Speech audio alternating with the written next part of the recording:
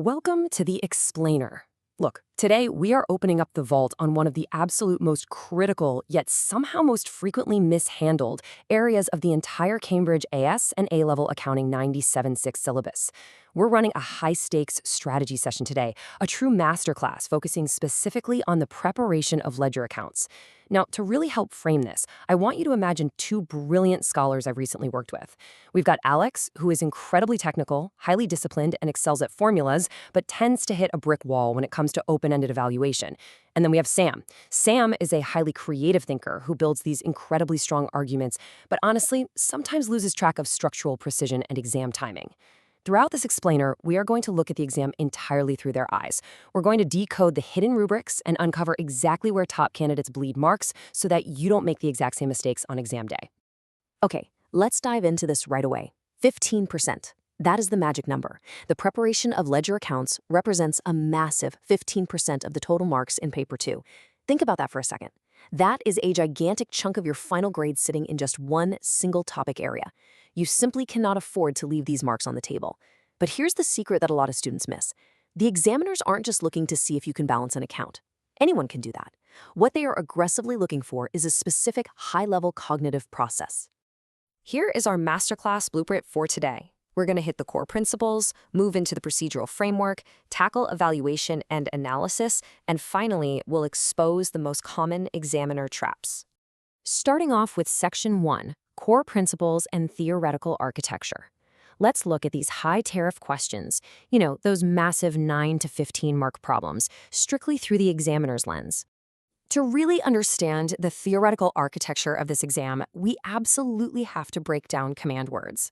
The fundamental difference between a prompt asking you to analyze versus evaluate, or to explain versus to what extent, literally changes the entire foundation of your essay.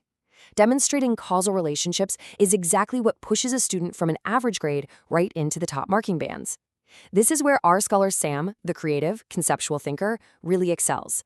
Sam argues, and honestly, the Cambridge Principal Examiner reports totally back this up, that top-tier marks come from this broad conceptual perspective. It is not just about the rote memorization of T accounts. It's about explicitly showing the direct linkages and cross-topic connections between totally different syllabus areas.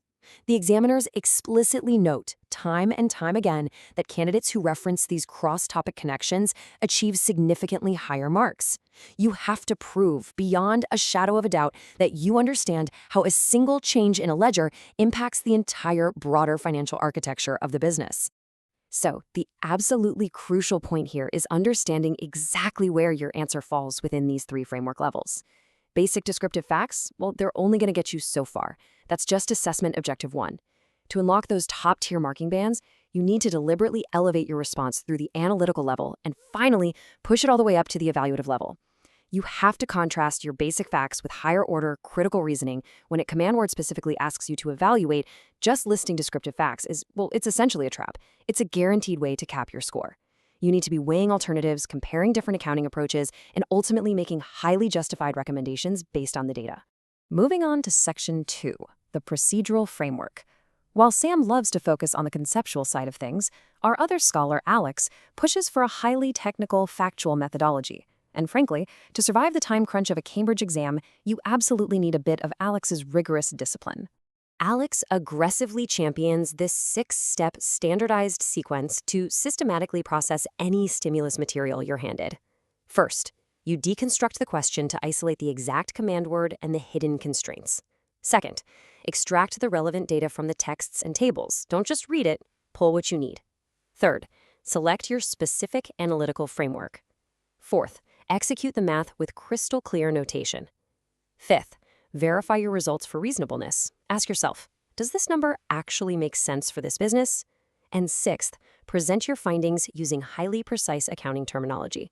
Now, Sam might debate the rigidity of this approach, arguing it stifles creativity, but having this strict procedural framework baked into your brain is exactly what guarantees you won't freeze when the panic sets in and the clock is ticking down during the actual exam. However, even with a rock-solid framework, Alex and Sam hit a major roadblock in our digital study suite regarding timing and layout. I actually had to step in and remind them of the extremely strict Cambridge presentation conventions. We're talking proper headings, correct terminology, appropriate accounting formats, clear, legible annotation. You can literally do the math perfectly, every single calculation spot on. But if your presentation is a jumbled mess, the examiner simply cannot award you full marks. Professional presentation isn't just a nice to have.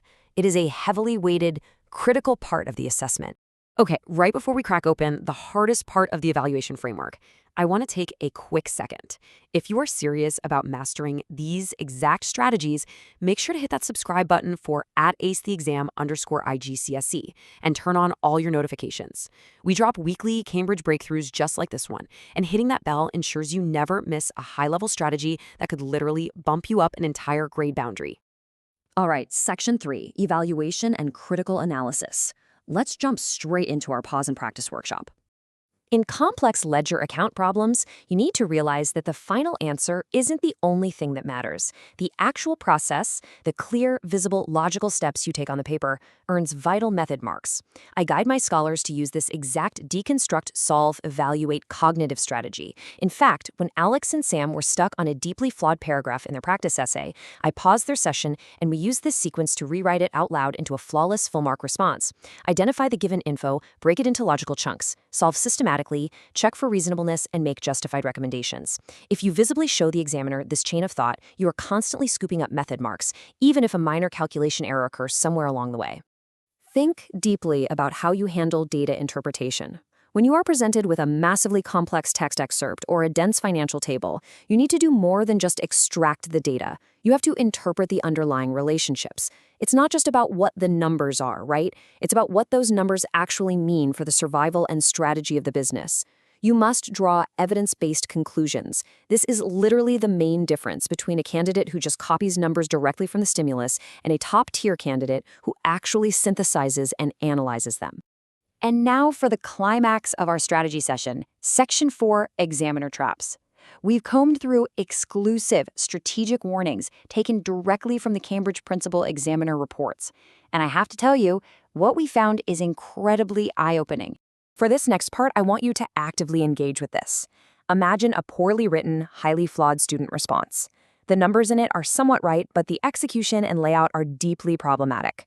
When I put this exact scenario in front of Alex and Sam and challenged them to spot the flaws, it actually took them a minute to see past the raw math and look critically at the structure. Examiners set very specific traps, and candidates fall into them year after year after year. So here are the top 3 mistakes explicitly cited by the examiners themselves. 1, answers are just way too vague. Examiners demand hyper-specific details.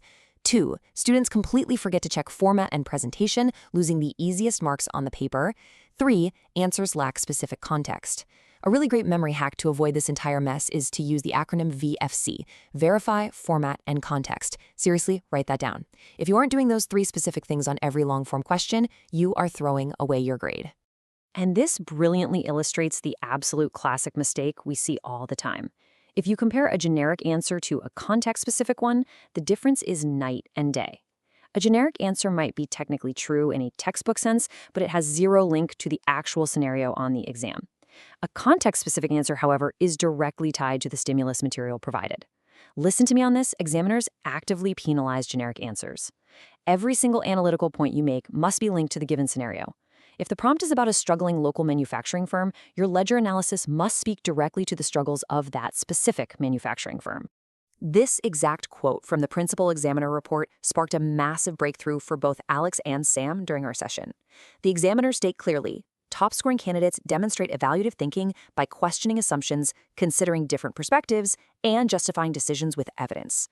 This was the moment Alex finally realized that bare facts alone aren't enough to score highly, and Sam realized that creative arguments absolutely need hard mathematical evidence to back them up. Evaluating evidence quality, identifying the limitations of your data, and suggesting alternative interpretations, that is the ultimate key to unlocking those elusive top bands. So, as we synthesize everything from today's masterclass, I want to leave you with this one provocative question to think about. Are you leaving crucial method marks on the table? To make sure you absolutely don't do that on exam day, you have to remember our 3 core pillars from this session. First, use the 3-step question scan to immediately isolate command words and context. Second, apply the paragraph balance formula to guarantee you hit descriptive, analytical, and evaluative levels in your writing. And third, Always deploy the last 5 minutes review checklist to verify format and context. Crushing Cambridge exams requires a consistent, high-level strategy, not just stressed-out last-minute cramming. If you want to keep building this elite exam architecture with us, make sure you subscribe to @acetheexam_IGCSE right now. Turn on that notification bell so you are the very first to get our future exam hacks. And drop a comment below with your specific target grade to lock in your commitment today. Keep practicing, keep evaluating your methods, and I will see you in the next explainer.